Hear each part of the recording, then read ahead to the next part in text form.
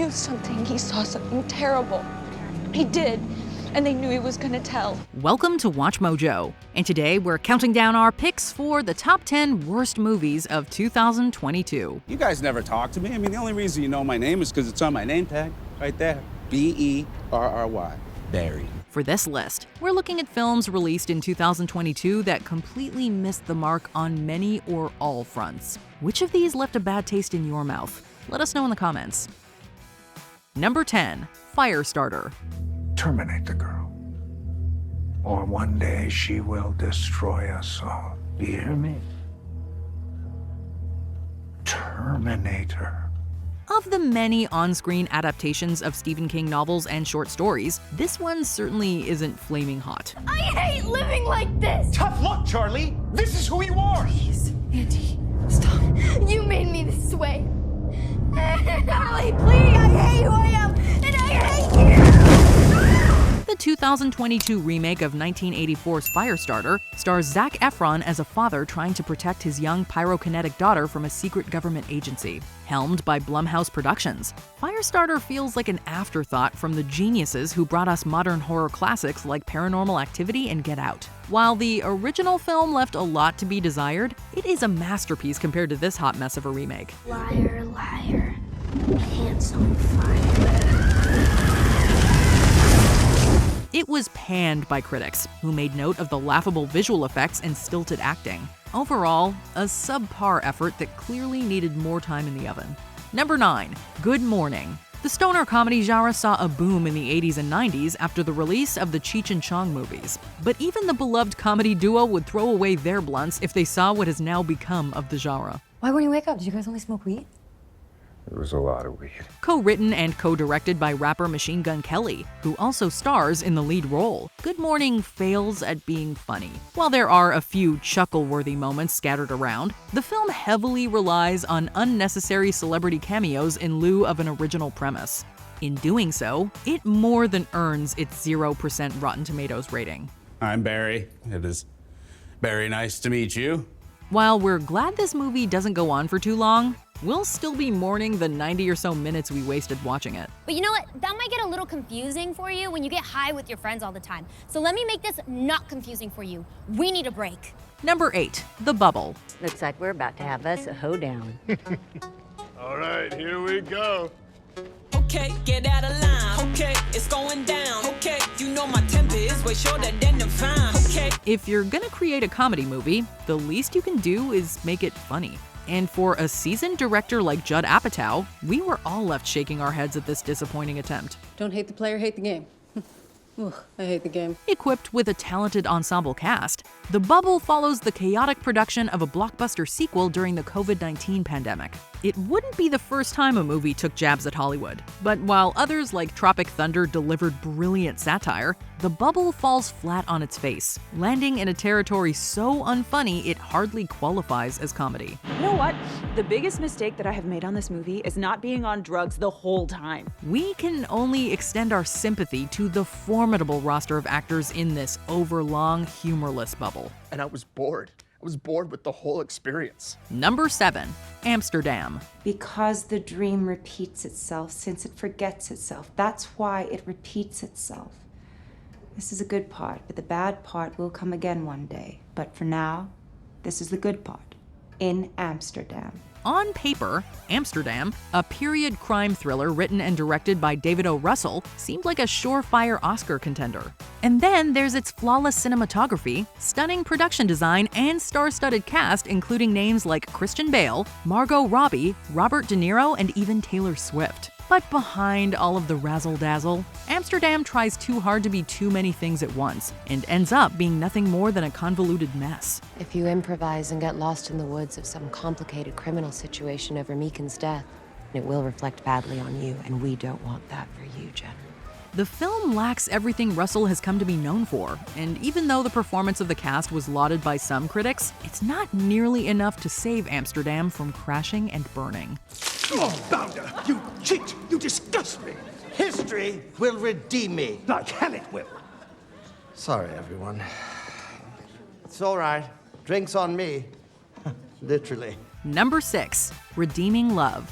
Faith-based films and romantic dramas hardly ever go down well with critics, for different reasons. But the 2022 release of Redeeming Love somehow managed to combine the worst parts of both genres. I get by. How? Never look back, never look forward. An adaptation of Francine Rivers' same-titled novel. Redeeming Love puts an 1850s twist on the biblical story of Hosea. The film revolves around Angel, a young woman with a troubling background who is freed from her lifestyle when she meets the morally upright Michael. Sorry, what am I putting you to sleep now? Well, this talking is exhausting, to be honest. So you'd rather I join you on the bed? At least you would have left, having gotten something from your gold dust.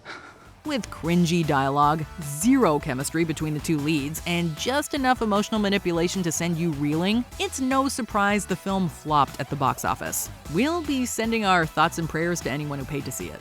Go home, Michael. Work your farm. Ain't no woman worth that amount of gold.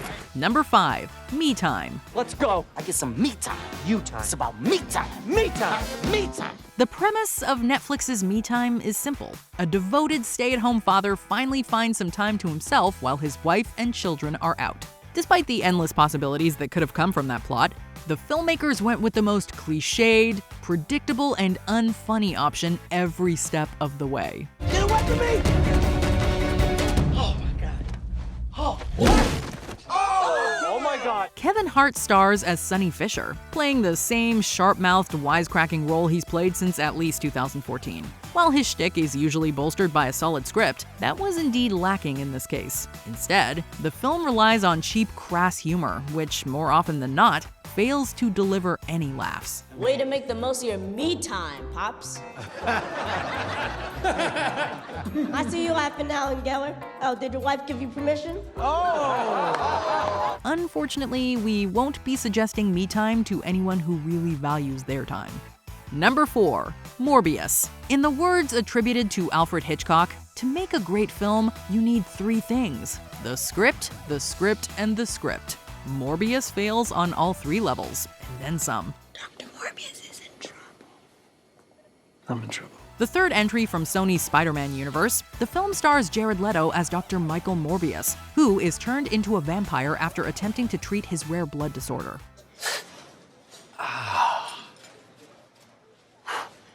Not that kind of vampire. Just checking. Upon its premiere, Morbius quickly became a laughingstock, with critics and audiences citing its dated special effects, bland acting performances, and ridiculous script. It initially bombed at the box office, and after being re-released in theaters largely due to the memes mocking it, it managed to bomb a second time. You know what it's like your first time. You have no idea what you're doing. You have no control. Fittingly released on April Fool's Day, Morbius is one badly written joke. Number 3, Pinocchio. Among the slate of subpar Disney live-action remakes, this one seems to be the most wooden of them all. Blimey! Look what we've just fished up off the blatant street! A little wooden boy! Look at him! He's made out of wooden sleds! Helmed by visionary director Robert Zemeckis, 2022's Pinocchio does nothing to improve upon the brilliance of the 1940 animated film. If anything, it completely sucks out the charm and soul of the original, leaving behind a visually stunning but vapid mess. Something tells me my father might not be too happy if he knew I was here. Talking all this nonsense about a so-called conscience, you're not gonna need that anymore. While some of the live-action and voice cast received praise for their performances, they're not enough to turn this from a wooden remake into a real movie. Despite all of this, Pinocchio still shines as a superb, well-executed film. If only there was a way you could tell that last statement was a lie. Which is why I'm telling you the 110% most honestly honest, truthiest ever. Believe me! Number 2, The King's Daughter. Initially slated for an April 2015 release, The King's Daughter sat in post-production hell for nearly 7 years before seeing the light of day. What emerged after that long period fails to qualify as one of those so bad it's good movies. It's just outright bad, according to pretty much everyone. Why is everyone staring? Appearance is everything. Appearance? Yes, mademoiselle. they'd rather gossip about you than reflect on the emptiness of their own lives. The plot centers around King Louis XIV of France, played by Pierce Brosnan, whose yearning for immortality leads him down a complicated path. You're my father. Yes. But I am a terrible man. A very selfish man. Even with a runtime of 94 minutes, the film, with its muddled story and over-the-top performances, somehow overstays its welcome. After sitting on a shelf for almost a decade, the world probably would have been a better place if The King's Daughter was never taken off. Bless me, Father, for I have sinned. In the name of the Father, and of the Son, and of the Holy Spirit. Before we unveil our top pick, here are some honorable, or in this case, dishonorable mentions. Blacklight. Can Liam Neeson just retire to be with his family already? Retire? Is Gabe on board with this plan? Yeah, you haven't even mustered up the courage to tell him. It's not that simple. I'm going to, soon. The Nan movie. We're not laughing, are you? Take that wig off. I can't bear you. Boone. Much of the thrill was missing from this stale thriller. I'm so sorry for all of this. The 355. Not even the star-studded, Oscar-winning cast could save this rogue film. That drive will be hidden in one of the items for sale. Which one? I don't know yet. So we'll have to rely on your social skills. Moonfall. This box office bomb portrays a far less interesting disaster.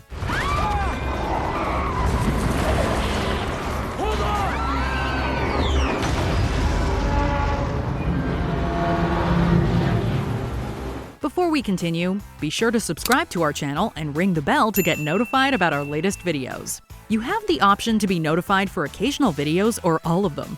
If you're on your phone, make sure you go into your settings and switch on notifications.